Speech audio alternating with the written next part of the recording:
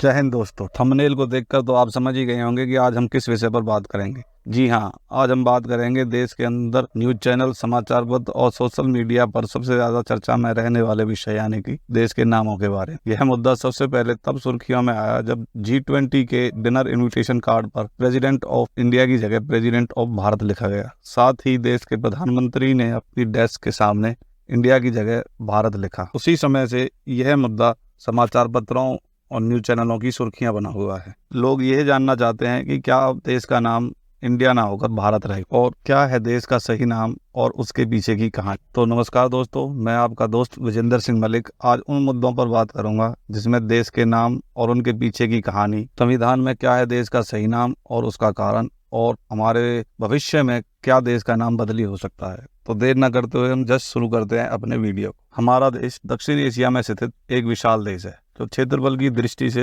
दुनिया में 7वें नंबर पर और जनसंख्या की दृष्टि से पहले नंबर पर आता है। हमारे देश का एक विशाल और गौरवपूर्ण इतिहास रहा है, लेकिन इतिहास के भौगोलिक विस्तार, राजनीतिक उतार चढ़ाव और सांस्कृतिक विविधताओं के कारण इसे समय समय पर अलग अलग नामों से जाना जाता है।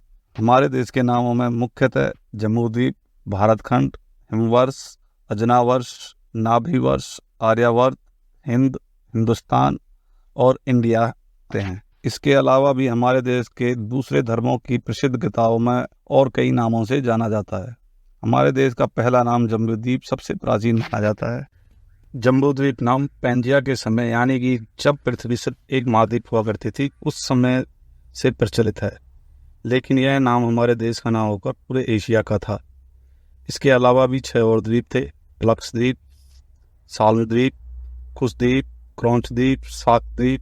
उस माना जाता है कि हमारे इस द्वीप का नाम जम्बूद्वीप इसलिए पड़ा क्योंकि यहाँ पर जामुन के पेड़ों की अधिकता थी और संस्कृत में जामुन को जम्बू कहा जाता है, इसलिए इसका नाम जम्बूद्वीप पड़ गया। जम्बूद्वीप को 9 खंडों में बांटा गया था, जिनके नाम है नाभिवर्ष या भारतवर्ष, इलाव्रत, भद्रास, किमपुरुष, हरि, केतुमाल, रम्यक, कुरु और हिरण्यम।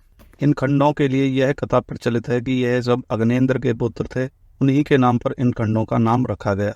भारतवर्ष या नाभिवर्ष वह हिस्सा है जिसे हम आज भारत कहते हैं। इसमें अफगानिस्तान, पाकिस्तान और चाइना के कुछ हिस्से आते हैं।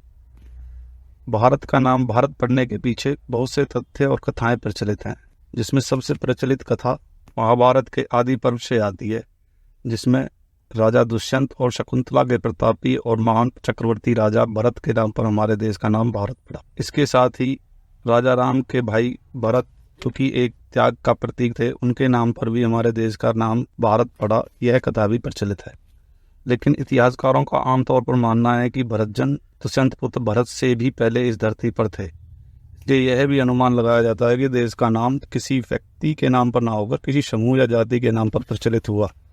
भरतजन का वृत्तांत आर्यों के इतिहास और ऋग्वेद में भी मिलता है। कुछ कथाओं के अनुसार देवश्रवा और देववात इन 2 भरतजनों ने ही अग्नि की खोज की थी। भरतजनों से संबंध के कारण अग्नि को भरत कहा गया। कुछ और ग्रंथों में भी एक जाति भरतजन का जिक्र आता है जो कि घग्गर नदी के किनारे के आसपास रहा करते थे। उन्हीं के नाम पर सारे भूखंड को भरत कहा जाता है, यह प्रथा भी प्रचलित है। इन भरतजनों के अलावा भी इसी समय में कई और जातियां और समूह रहते थे। इन समूहों और भरतजनों के बीच में एक विशालकाय युद्ध हुआ जो कि महाभारत से भी लगभग 2500 से 3000 साल पहले हुआ था। भरतजन और उसका साथ देने वाले समूह इस युद्ध में विजयी रहे। इतिहासकारों के अनुसार महाभारत का युद्ध लगभग 3000 साल पहले हुआ था और यह भरतजनों का युद्ध उससे भी 2500 से 3000 साल पहले यानी कि आज से लगभग 7,500 से 8,000 साल पहले हुए। इस युद्ध के बाद भरतजनों का वर्चस्व बढ़ा और उन्हीं भरतजनों के नाम पर कहा जाता है कि हमारे देश का नाम भारत पड़ा। इन कहानियों के अलावा भी नाट्यशास्त्र वाले भरत मुनि, राजा ऋषि भरत, जिनके नाम पर जट भरत मुहावरा भी प्रसिद्ध है, मगध के राजा इंद्रद्युम्न के गुरु ऋषि भरत, पद्म पुराण में एक दुराचारी ब्राह्मण भरत का भी जिक्र है। इसके अलावा राजा मनु को भी प्रजा के भरण पोषण के कारण भरत कहा जाता था। इसके अलावा यह भी माना जाता है कि नाभि, जिनके नाम पर हमारे देश का नाम नाभिवर्ष था, नाभि के पुत्र ऋषभदेव के पुत्र भरत के नाम पर हमारे देश का नाम भारत पड़ा था। इन तमाम कहानियों को अगर हम ध्यान से देखें तो हमें यह पता लगता है कि हमारे देश का नाम चाहे किसी भी नाम पर पड़ा हो, लेकिन यह नाम 10,000 साल से भी ज़्यादा पुराना है। अभी हम बात करते हैं हमारे देश के अन्य नामों के ऊपर। अगला नाम है आर्यवर्त।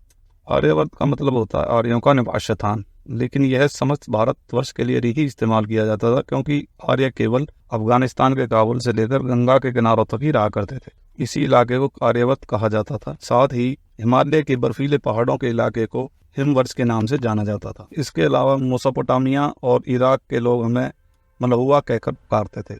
चीनी भाषा में भी हमें कई नामों से पुकारा जाता था, जिसमें सबसे प्रचलित नाम तियानजू है। तियानजू का मतलब होता है 5 भारत, मतलब कि तो वो मानते थे कि हमारा देश 5 खंडों से मिलकर बना है। इसके अलावा ज्यूस बाइबल तनक में हमारे देश को होडू कहा गया है। यह नाम विदेशी आक्रांताओं के जरिए हमारे पश्चिम में आया और काफी समय तक प्रचलन में रहा। हिंदुस्तान और इंडिया, इन दोनों का जन्म सिंधु नदी के नाम से जुड़ा हुआ माना जाता है।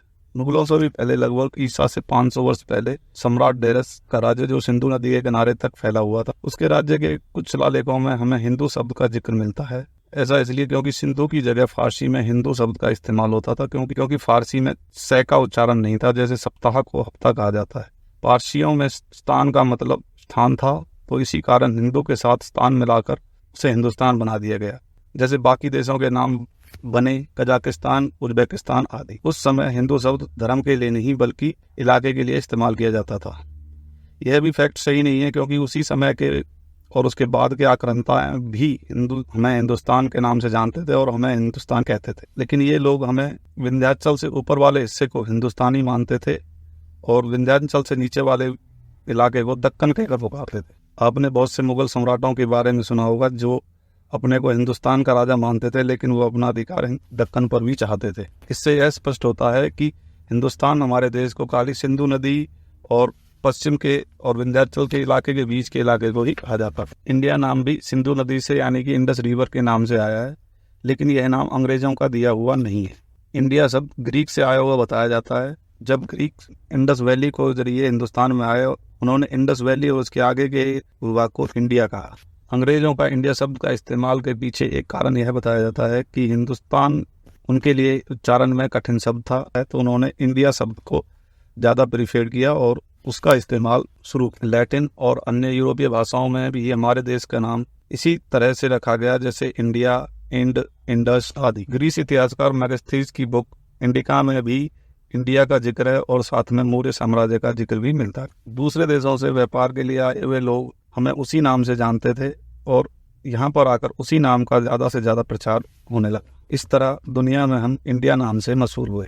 इन सभी विषयों पर बात करने से हमें पता लगता है कि भारत एक के अलावा हमारे देश के जितने भी नाम है वो दूसरे लोगों ने अपने अपने हिसाब से और अपनी सहूलियत के हिसाब से हमारे को दिए। इसमें कितने ही ऐसे देश हैं जिन्होंने अपने कॉलोनियल नाम को छोड़कर असली नाम का इस्तेमाल शुरू किया। श्रीलंका और म्यांमार का उदाहरण हमारे सामने है, लेकिन हम आज भी आज़ादी के बाद भी इसी नाम को इस्तेमाल करते आ रहे हैं। संविधान बनाते समय भी इस विषय पर काफी विवाद हुए। मोहम्मद जिन्ना लॉर्ड माउंटबेटन के पास भी गए, लेकिन ये मामला अब लॉर्ड माउंटबेटन के हक से बाहर था, क्योंकि अब यह समय संविधान के प्रारूप को तैयार करने का। अब सिर्फ संविधान सभा को चुनना था कि हमारे देश का नाम क्या रखा जाए। अंत में संविधान में हमारे देश के नाम के ऊपर जो नाम सुझाया गया उसके विषय पर भी काफी विवाद हुआ। संविधान के ड्राफ्ट में हमारा नाम India that is called Bharat रखा गया। इसके ऊपर काफी बहस हुई और कई लोगों ने अपने अलग अलग सुझाव दिए, जिसमें कमलापति त्रिपाठी जी ने कहा था कि इंडिया जो कि भारत है की जगह पर भारत जो कि इंडिया है होना चाहिए। सेठ गोविंद दास का मत था कि भारत जो विदेशों में इंडिया के नाम से जाना जाता है यह नाम सही रहेगा। कामत जी ने कहा कि यह नाम सही नहीं है, भारत जो कि अंग्रेजी भाषा में इंडिया भी कहा जाता है यह नाम हमें शोभा देता है। इन तमाम बहसों में किसी ने भी इंडिया शब्द को हटाने का नाम नहीं लिया सिवाय हरगोविंद पंत जी के।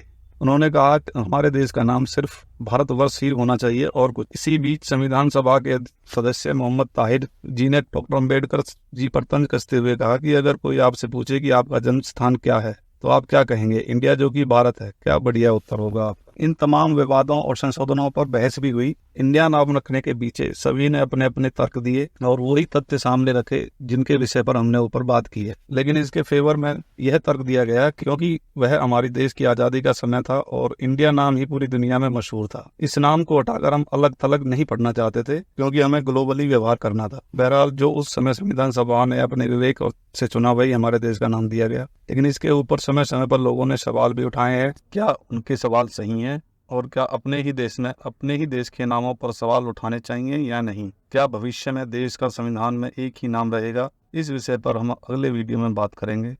साथ ही बात करेंगे कि हम क्या सोचते हैं देश के नामों के बारे में। इस वीडियो में इतना ही, जल्द मिलते हैं अगले वीडियो में। अगर यह वीडियो अच्छा लगा तो लाइक करें, कमेंट करें और अपने दोस्तों के साथ शेयर जरूर करें। जय हिंद, जय भारत।